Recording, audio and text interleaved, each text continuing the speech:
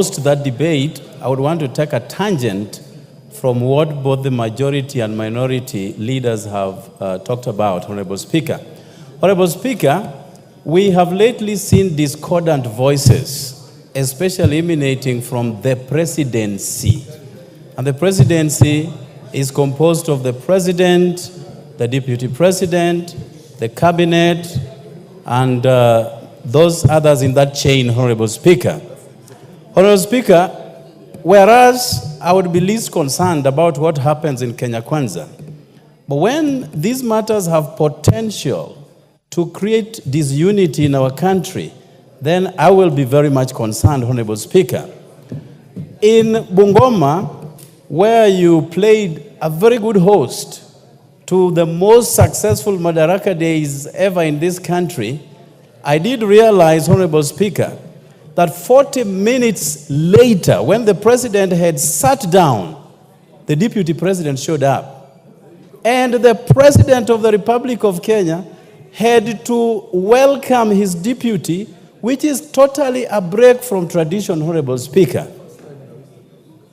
On Sunday, during an event of the Akorino brothers in Nakuru, the deputy president arrived 1 hour after the president had sat down.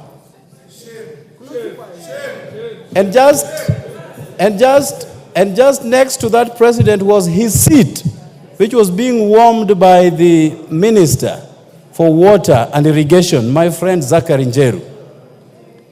And when he showed up, he started, castigating the weather. He started castigating his means of transportation and many other things, Honorable Speaker.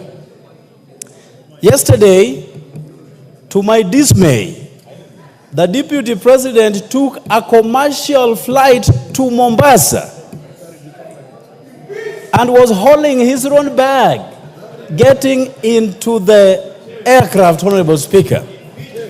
Honorable Speaker, this House appropriates and budgets for travels of the deputy president, Honorable Speaker, and at no given time have we ever envisaged a situation where he takes a commercial flight.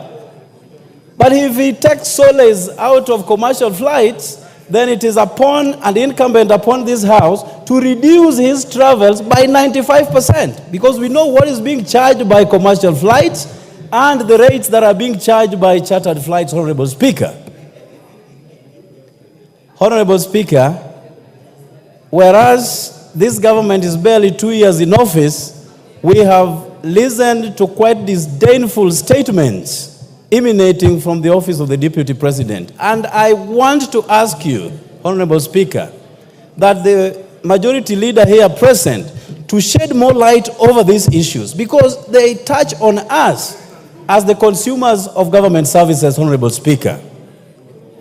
Whereas a lot has already been spoken about regarding sugar and the loans that were offset by the government, Honorable Speaker, just yesterday, in a cabinet meeting, 6 billion shillings owed by coffee farmers was cancelled by the cabinet, Honorable Speaker. And there is no fury about it. But when the same government cancels debts owed by government-owned sugar mills, then it becomes a matter of concern by one particular governor of Nyeri, Honorable Speaker, who has since abrogated himself the role of a spokesperson of somebody else, Honorable Speaker. You know, I've always believed that governors are so busy. Your point. I've always believed, Honorable Speaker, that governors are too busy to even indulge in issues holding brief for others, Honorable Speaker. So, Honorable Speaker, these are fundamental, germane and salient issues that, left unchecked, have the potential to create bigger problems for this country that we all love. So I implore upon my very good friend, Honorable Kimani Ichung'wah, the MP for Kikuyu, to shed more light on these matters. Otherwise, if there is a real problem that the deputy president is suffering, that as a House we can help him solve, that this is the right platform.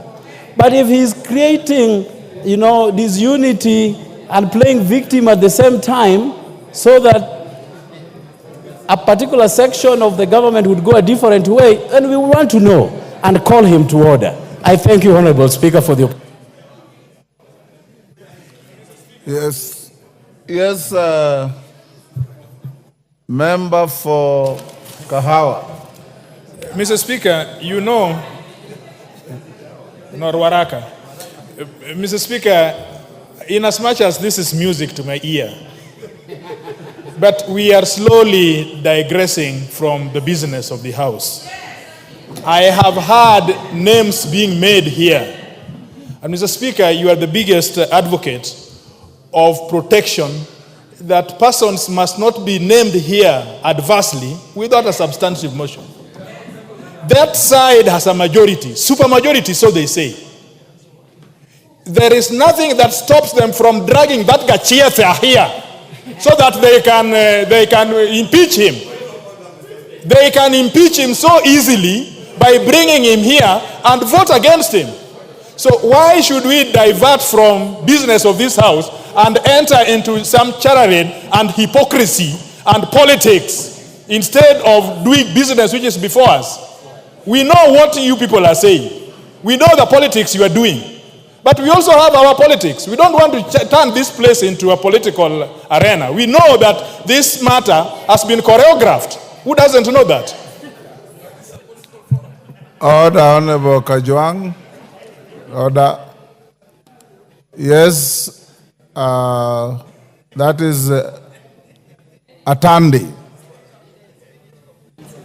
Honorable Speaker, I didn't want to enter into this conversation, but Honorable Speaker, let the truth be said. The governor of Nyeri did not say anything out of this world. The governor of Nyeri was simply saying that there is no equity in sharing of national cake, and that's a fact. That when you look at the budget we have just passed here, so many sections of this country are not receiving projects. And the governor of Nyeri, as a leader elected by Nyeri residents, must fight for the welfare of Nyeri residents. So, Honorable Speaker, I think let us stem this discussion. The national cake is not being shared equitably. Most parts of this country are not receiving resources. And I want to support him. Let us not be a government that preaches unity because it is favoring us. Because if there is chaos, people who are stealing will not steal. You don't steal in chaos. You steal when there is unity. So we don't want this conversation about unity, because we need unity and peace so that we can be able to steal in peace. Let us be genuine about unity. If you're talking about unity, let it be about genuine unity. You can't tell me that we are preaching unity here, but there's no development that is coming to my area. You can't tell me you want Kenyans to be united, because the preaching you are giving us is for your good. So the Nyeri governor should not be discussed here, Honorable Speaker, unfairly.